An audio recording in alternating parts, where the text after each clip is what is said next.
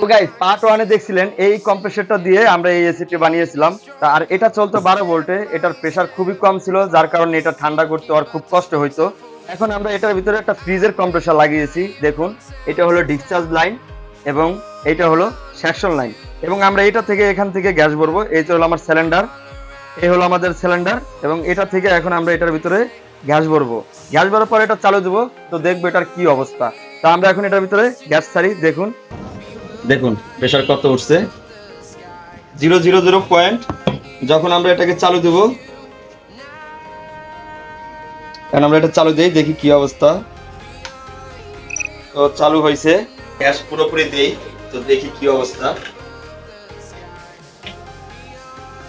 দেখতে পাচ্ছেন আমাদের গ্যাসের প্রেসার আছে প্রায় 0 মানে প্রায় 5 প্রেসার নিয়ে চলতেছে, এবং দেখতে পাচ্ছেন সেকশন ঘামিয়ে গেছে। এবং দেখুন আমাদের এখানে আইস কিন্তু চলে আসছে, অলরেডি আইস চলে আসছে। এটা কোনো ফ্যাক ভিডিও না।